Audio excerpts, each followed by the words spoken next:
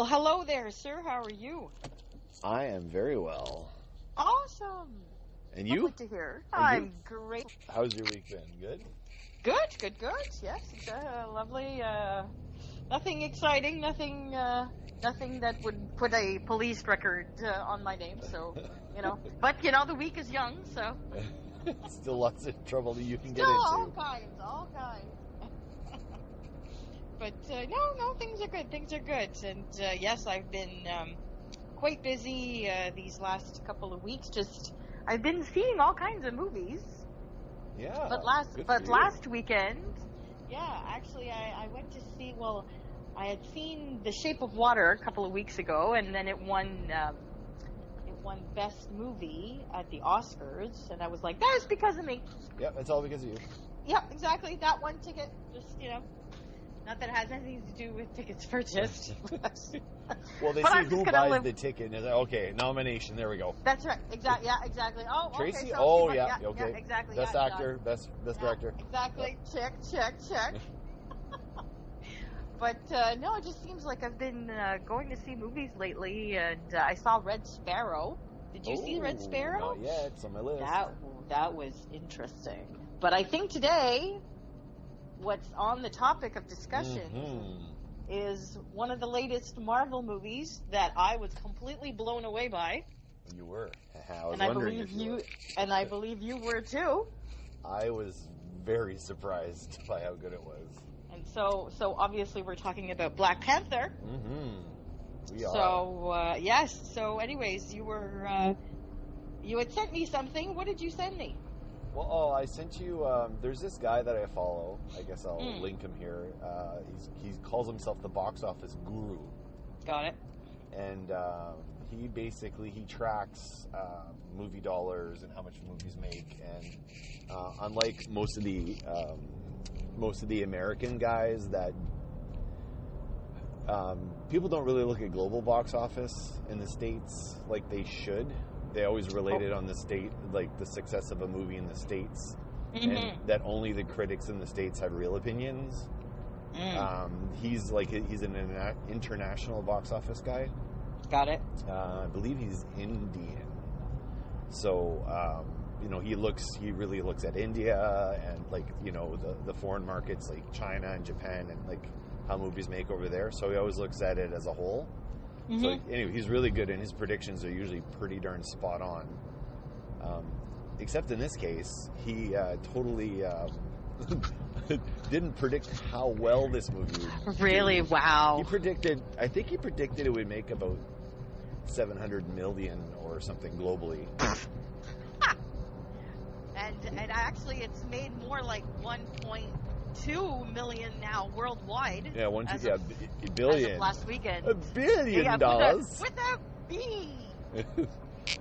So what I wanted to ask was, so going into the Christmas season this year, everything that everybody was talking about was the new Star Wars movie, how it was going to make, make it $2 billion or whatever. It was going to be the movie for everyone to beat, all this sort of stuff. Black Panther, despite being a Marvel movie, is still a character is an underdog. And I think in the next few days it will cross the Star Wars mark and beat Star Wars. And I think it's domestically, I think it is like number 3 or 4 highest grossing of all time. Wow. Well, I know for a fact, based on a website called okplayer.com, it is now the first film since Avatar to rank at number 1 for 5 consecutive weeks. Yeah, I read that too. So that's like, that's freaking like awesome. Avatar, man. It's breaking. I mean, it's breaking insane. Avatar. Like if it has another number 1, then it beats Avatar, I guess. Yeah, exactly. I mean, I don't know. Theaters for about a little over maybe 6 weeks now, roughly. I think it came out mid-February. Well, it was Valentine's Day. Well, there you go. Valentine's Day movie, yeah. Right, so mid-February. So I just recorded a podcast where I talked about Black Panther, but I wanted to get your perspective I'm an uber comic nerd, even though I wasn't a Black Right. Panther fan before the movie. Right. Curious to get your perspective as a you're not really a comic book fan. Like, No. what's your Yeah. perspective on this movie and how well it's doing and why it's making the Boffo numbers, like, completely breaking any expectations people had? What's That your take? is, wow. Well, I mean,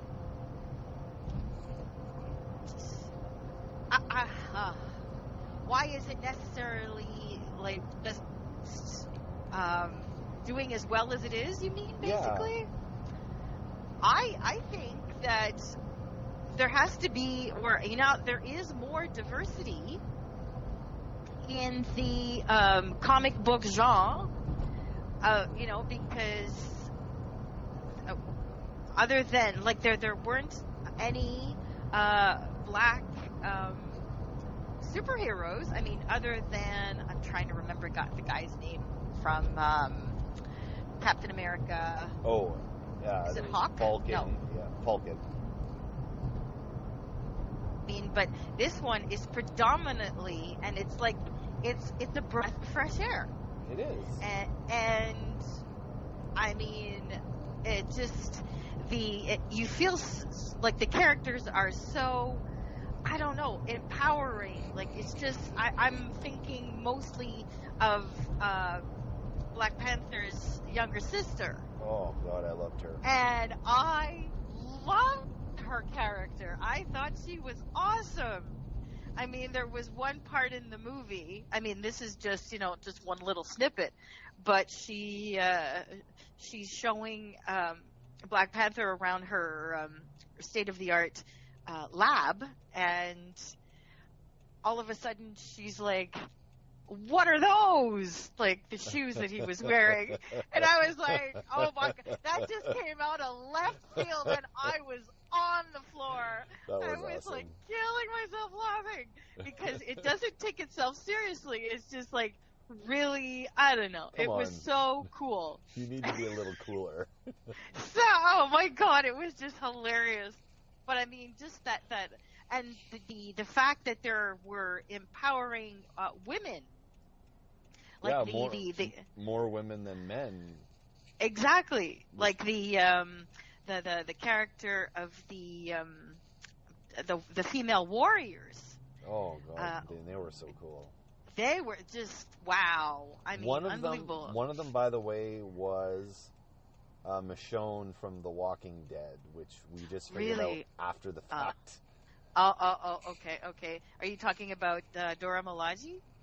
I don't know what her name is. To be honest. Okay. But Well, she was anyways, one of the two warrior women. one of the Grace Jones looking chick. women, yeah. Oh, I thought that was. I mean, obviously, in every Marvel interpretation, there's always going to be the laughter portion of it. I mean, it's not all just like action packed and taking itself way too seriously. It has a lot of tongue in cheek moments, and this movie obviously was no exception. Yep. And actually, little sidebar, which kind of ties in with the whole comic book thing that you might be interested in. The Warriors, the female Warriors, are getting a new comic miniseries. Oh, I didn't hear about that. Yes, starting with the book Wakanda Forever, Amazing Spider-Man. So I think it's a 3-issue miniseries. Yeah, so that's going to happen. I can send you the link, but Send me the link. I might actually look that up. Yeah, they're gonna team up with Peter Parker, so that should be interesting. I mean, I guess now more than ever, it seems like everybody's playing in each other's playgrounds, Yes. and it obviously makes it all the more interesting and diverse for the moviegoer, because it's like now there seems to be an unending kind of variations of different combinations of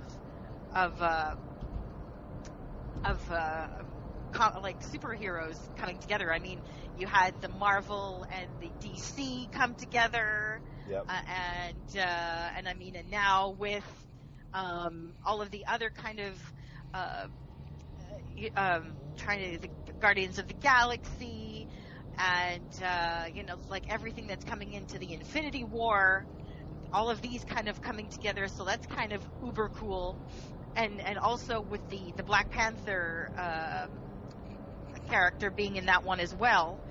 So anyways, it's just, I guess it's all the better for the moviegoer to have all of these new, because I don't even, I want to say like they have at least 20 different new movies in the pipeline, so to speak, for the next 3 or 4 years. Yeah, it's like 3 to 4 a year. Yeah, it's insane. But I mean, obviously they're onto something, and I just hope that they don't go to the well too many times. I wouldn't want to see 8 Marvel movies a year. That would be too much. Like, well, this is what I'm saying. Yeah. Well, yeah, exactly. Now it's just kind of like oversaturating. Like, I mean, it's all very well and good, but then it's like too much of a good thing. Yep. I totally agree with that. But yeah. The interesting thing is this is Disney, so Disney's putting out 4 Marvel films a year. Mm-hmm. They're putting out, 1, 2, or 3 Pixar films, and then they're also putting out currently 1 Star Wars film a year. Like, and then never mind the live action stuff that they're putting out. I think they're doing 1 a year or something. It's a lot of output from one studio, but they all make money. Well, the thing is like, since they acquired, trying to remember, when was their latest acquisition? Sony. Sony, right? Not Sony. Sorry. Disney. Fox.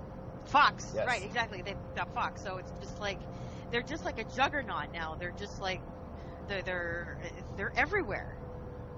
Yeah. But I mean, obviously they're doing something right, I guess. So, but I mean, in this instance, definitely it's long overdue.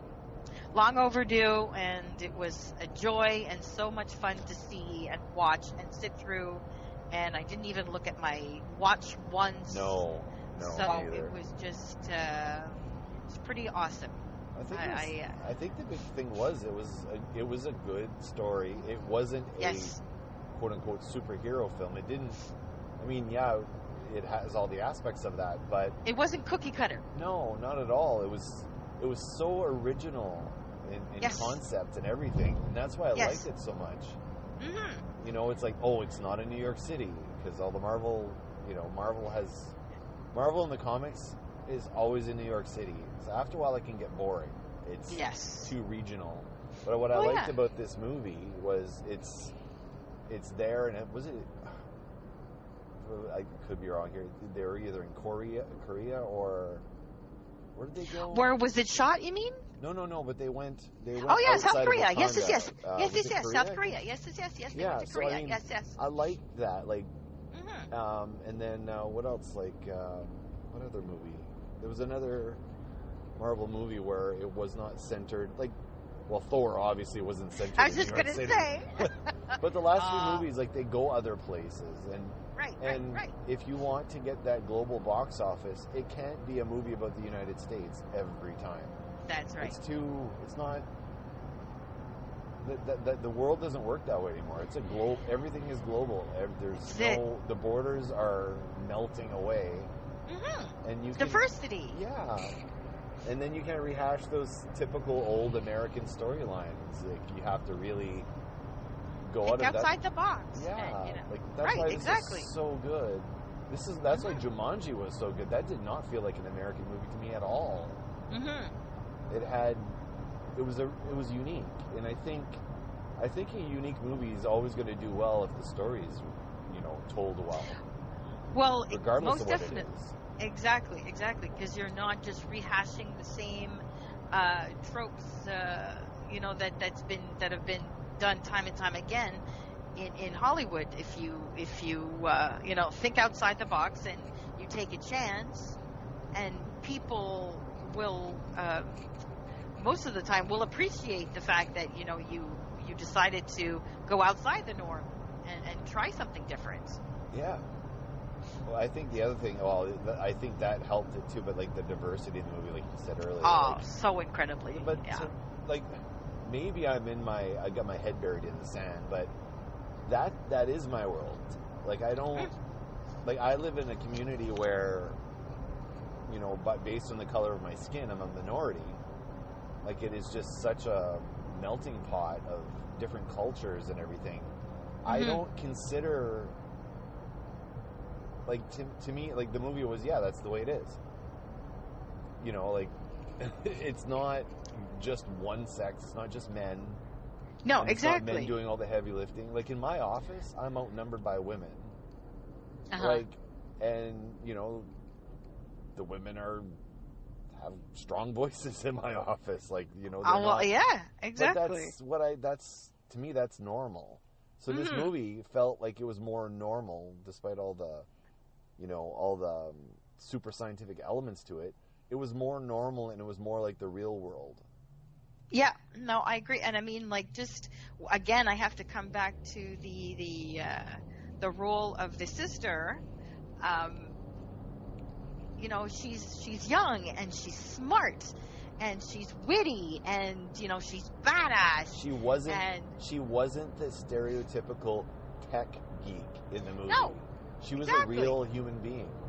That's right. Like, and, in the real world. Exactly. Well, that's exactly.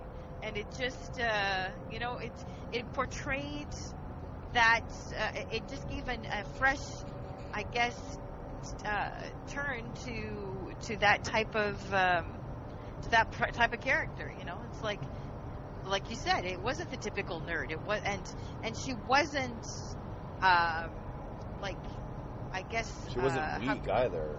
No, she could hell handle no. herself. Exactly. All the women in there were if you strong. have brains, you suck at everything else. Like, exactly. that's the stereotype, and it's like, no, it was. I honestly, I have to tip my hat to the makers of that movie, and like I said, it was refreshing, and I'm glad to see. I mean, obviously, a lot more has to be done. Yeah. You know, on that, you know, on that front, but it's. I'm glad that movies like this are more movies like this are getting made. So yeah. But anyways, so yes, 2 thumbs up for me. Yay! I was hoping I thought you would like it. To me, this, like I said in my last episode, like, this was Wonder Woman to me again. Well, Wonder this is Woman it. Like, changed everything, and it was like really opened my eyes and gave me faith in cinema again. And this movie, same thing. It was like, oh my God, you can still make good movies in Hollywood. You know, like, there are actual, you know, people that are coming out and writing about, you know, being original. Yeah.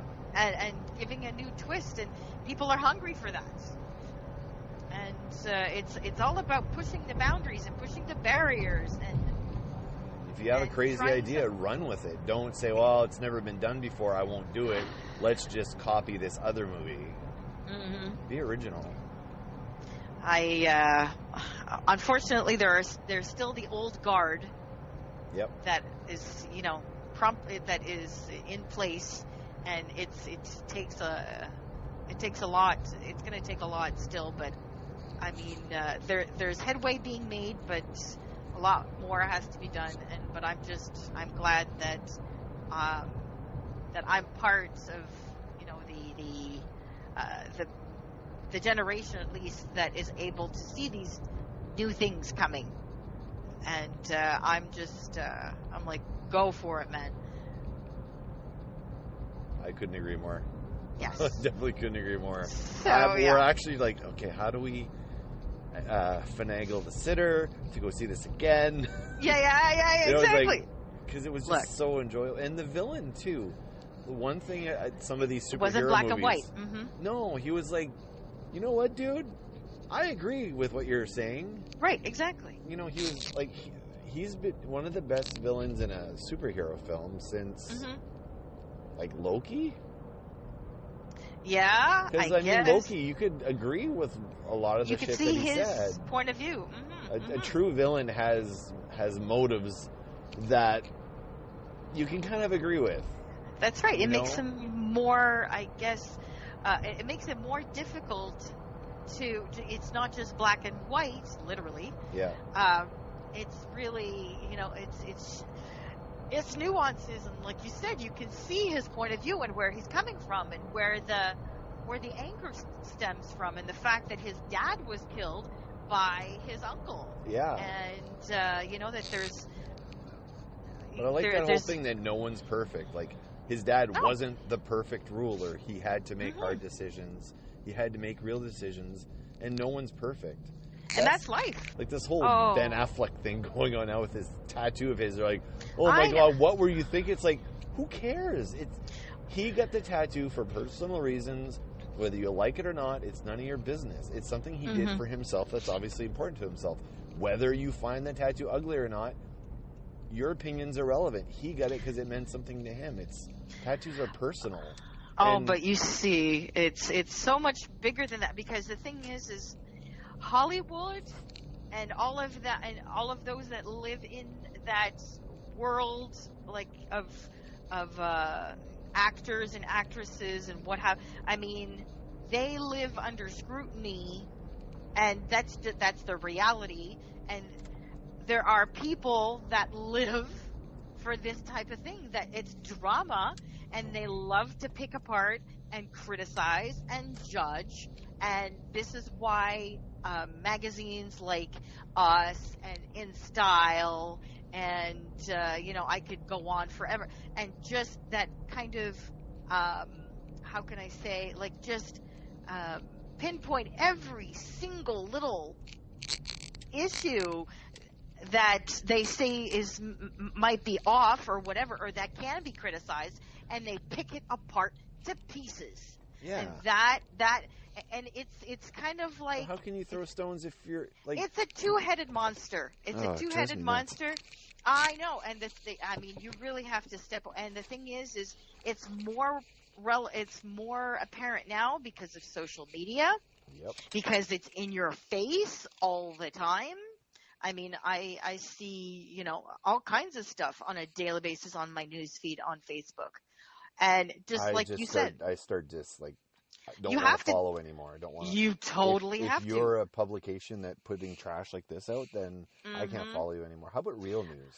Yeah, Man exactly. saves dog. Exactly. Well, this whatever, is it. It's all about you as the consumer choosing to see what you have on your feed. I've removed so many things from my news feed on Facebook, and I find that it's just, I feel like I can breathe a little easier, like it's not in my face all the time. And actually, just to close up the loop for the Black Panther thing, I just saw an article on Facebook, big surprise, that Michael B. Jordan, the actor that played the character of Eric Killmonger, he is actually going to be producing a film about World War II Black Panthers. Ooh. Their African American combat unit that paved the way to desegregation in the armed forces. I know, right? That's cool. Very. I watched that. Yes. So, anyways, it's all kinds of good things are coming, and you just have to focus on you try and pick apart what's the good stuff, and you focus on that, and you forget about Ben Affleck's tattoo because it's just not worth mentioning. This is the last time we're mentioning his tattoo. We're not gonna. Exactly. I wanted to bring it up as a point of non-news. But let's get back to real journalism. Let's get back to real entertainment. Leave the guy in peace. Let him let him do his shit and figure his stuff out. The media, or at least the how can I say, like the TMZs of this world, are just, they're hungry for this, and they know that there's an audience for it that will eat that stuff up, and that's why they feed it. And it's unfortunately it's sad, But there you go. So yes, I am so very happy that I got a chance to see it. I mean, I had to kind of wait for the masses to die down. I had to wait for a sitter. You had to wait for a sitter. Otherwise, I'd have seen it opening weekend because it's a Marvel movie. I knew it was going to be good, but yeah, it exceeded expectations for sure. Anyway, I am home. I'm going to leave you be. I will see you on the flip side, and we'll do this again next week. Always lovely to talk to you. Take care, hon. Take care. Bye. Bye.